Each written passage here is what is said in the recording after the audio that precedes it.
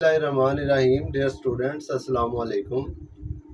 Students, आज का हमारा जो टॉपिक है दैट इज़ स्पाइनल कॉर्ड। हमने ये डिस्कस किया था कि हमारा जो नर्वस सिस्टम है that is composed of two division, central nervous system and peripheral nervous system. तो central nervous system is composed of brain and spinal cord. तो ब्रेन वाला पोर्शन हमने बड़ा तफसील के साथ डिस्कस कर लिया है। तो हमारा सेंट्रल नर्वस सिस्टम का लास्ट जो पोर्शन है दैट इज स्पाइनल कॉर्ड। तो स्पाइनल कॉर्ड को आज हम डिस्कस करते हैं, इसके स्ट्रक्चर और फंक्शन को, कि what is spinal cord. Spinal cord the cord of nervous tissues that extends caudally from the medulla. हमने लास्ट लेक्चर में डिस्कस किया था मेडुला ऑब्लंगेटा। तो जैसे ही ब्रेन ख़त्म होता है, यानी कि मेडुला पर ख़त्म होता है, तो उसके फ़ौरन बाद जो नर्वस टिश्यूज़ की एक्सटेंशन है तो वो हमारे वर्टिब्रल कॉलम में वो एक्सटेंड करती है। तो that form actually spinal cord. ठीक है, तो cord of nervous tissue that extends caudally, caudally मतलब पीछे की तरफ, फ्रॉम द मेडुला। तो it is long conical structure. आप इधर इसके स्ट्रक्चर को देखें कि ये स्पाइनल कॉर्ड का स्ट्रक्चर है। तो ये हमारे वर्टिब्रल कॉलम में ये थ्रू आउट द लेंथ जो है वो चलती है, ये स्पाइनल कॉर्ड। तो it is conical structure approximately as thick as an adult's little finger. ठीक है, एक अडल्ट जो इंडिविजुअल होता है उसकी जो लिटिल फिंगर होती है उसके जितनी इसकी थिकनेस होती है, यानी कि इसकी मोटाई जो है स्पाइनल कॉर्ड की, इसकी मोटाई इस लिटिल फिंगर की थिकनेस के बराबर तकरीबन होती है। तो इसके फंक्शन को हम देख लेते हैं, स्पाइनल कॉर्ड के फंक्शन को। Its principal function is to distribute motor fibers to the effector organs of the body। यानी कि इसका मेन जो फंक्शन है वो क्या है कि डिस्ट्रीब्यूट करना। ये देखें, ये इसका मेन फंक्शन जो है, ये यहाँ से नर्व्स निकल रही हैं। तो ये नर्व्स जो हैं ये डिस्ट्रीब्यूट करते हैं spinal cord to the effector organs. Effector organs of the body कौन से होते हैं? वो ऑर्गन्स जो किसी भी स्टिमुलस पर रिस्पॉन्स जाहिर करते हैं, वो कौन से हैं? Muscles and glands. And to collect somatosensory information to be passed on to the brain. एक तो फंक्शन इसका ये हो गया कि ये एक्सटेंशन देती है, यानी कि डिस्ट्रीब्यूट करती है मोटर न्यूरॉन्स को टूवर्ड द इफेक्टर ऑर्गन्स। ठीक है, यानी कि मसल और ग्लैंड्स तक। और दूसरा इसका फंक्शन ये है कि ये सोमैटोसेंसरी इंफॉर्मेशन जो है हमारी सेंसेस से इंफॉर्मेशन कलेक्ट करके ब्रेन तक पहुंचाती है, ये उसका भी जरिया है।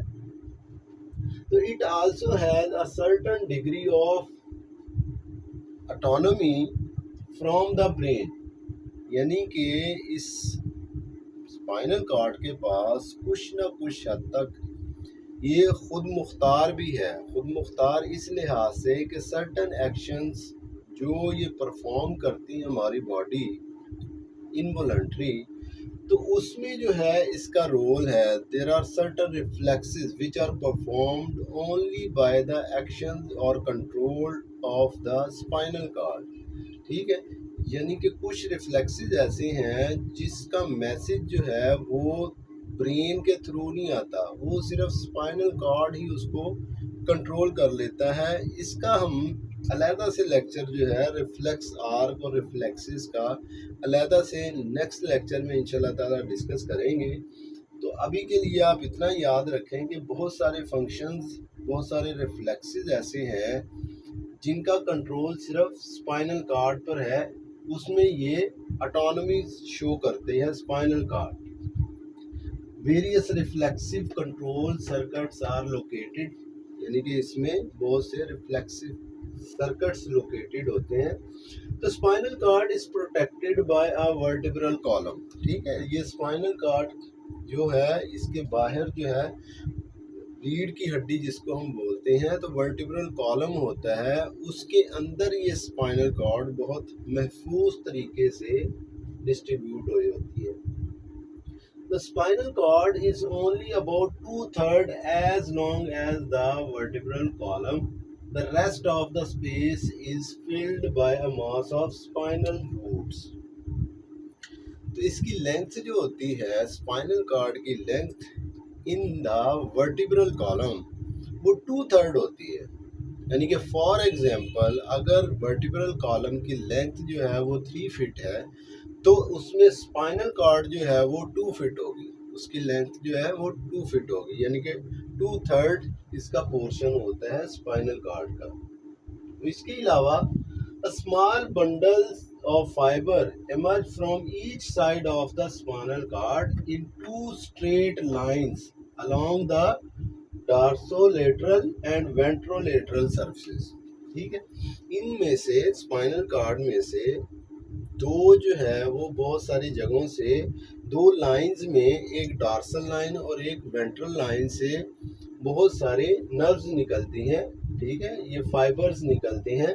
ये देखें, ये फाइबर्स, ये वाला जो है ये डॉर्सल साइड और ये वाली वेंट्रल साइड। तो डॉर्सल साइड से ये देखें निकल रही है लाइंस, ये फाइबर्स निकल रही हैं, और यहाँ वेंट्रल साइड से भी फाइबर्स निकल रहे हैं। ठीक है, ये सारे के सारे फाइबर्स ये स्पाइनल कॉर्ड से निकलते हैं।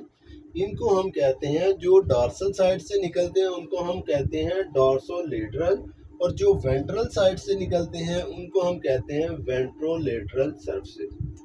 तो ग्रुप्स ऑफ दीज बंडल्स, अब ये जो बंडल्स फाइबर के बंडल निकल रहे हैं, इनके ग्रुप्स जो है, groups of these bundle fuse together and become the 31 paired sets of the dorsal roots and ventral roots. ठीक है, यहाँ पे ये आगे जाकर इकट्ठे हो जाते हैं, ये ग्रुप बना लेते हैं, तो इसको हम कहते हैं नर्व, स्पाइनल नर्व। तो ये 31 पेयर्स बन जाते हैं तकरीबन। ठीक है, तो इसके अलावा the dorsal and ventral roots, यानी कि दोनों डॉर्सल एंड वेंट्रल रूट्स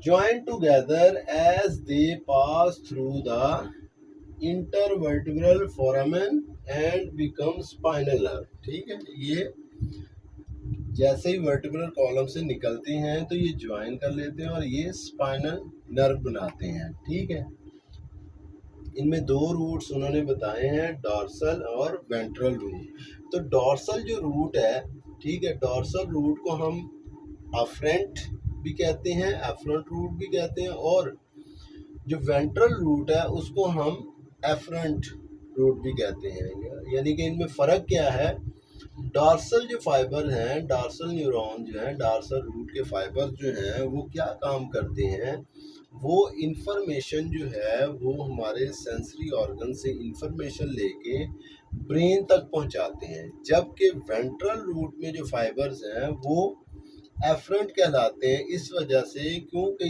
ये इफेक्टर्स ऑर्गन्स तक मैसेज पहुंचाते हैं, यानी कि ये मोटर मैसेज जो है वो मसल्स एंड ग्लैंड्स तक पहुंचाते हैं। तो इसके अलावा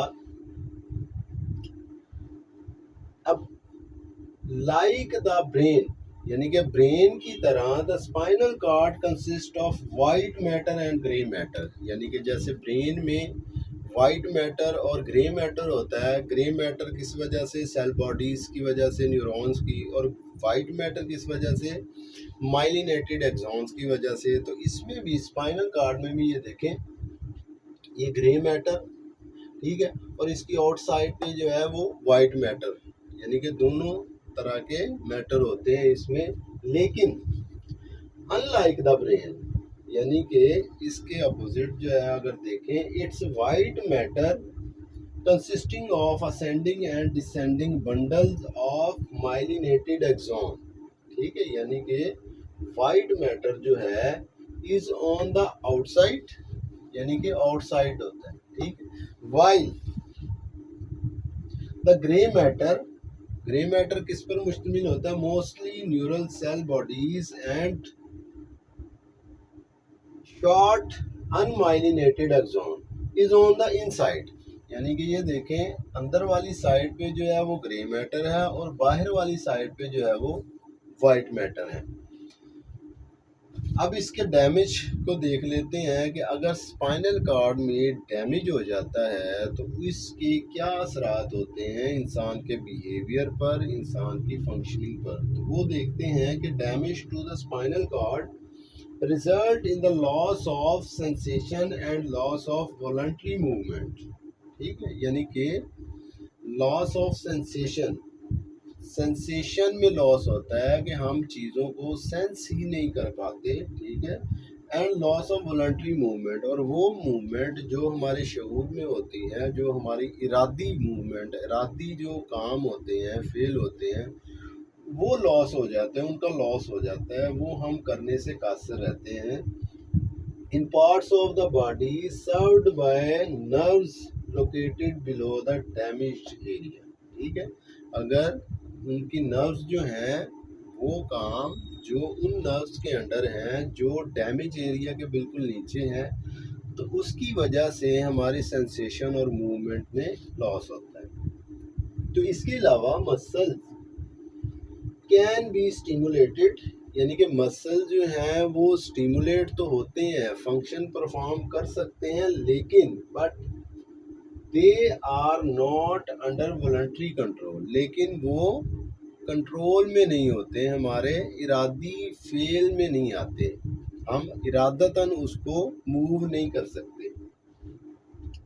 ठीक है, तो इसके अलावा a person with cervical damage, ठीक है, ये जैसे मतलब वो रीढ़ की हड्डी के एरियाज हैं, डिफरेंट एरियाज हैं, इसी तरह स्पाइनल कार्ड के उस वर्टिब्रल कॉलम के एरियाज के लिहाज से जो है वो डिफरेंट रीजन्स हैं। तो इनमें एक रीजन होता है सर्विकल रीजन। तो अगर डैमेज जो है वो सर्विकल डैमेज हो, सर्विकल लेवल पे डैमेज हो, तो उसको हम कहते हैं इस आ क्वाड्रीप्लेजिक, उसको हम कहते हैं क्वाड्रीप्लेजिक, यानी कि क्वाड का मतलब होता है फोर, यानी कि फोर की फोर लिम्स जो हैं वो मूवमेंट से, उनकी मूवमेंट जो है वो मुतासर होती है।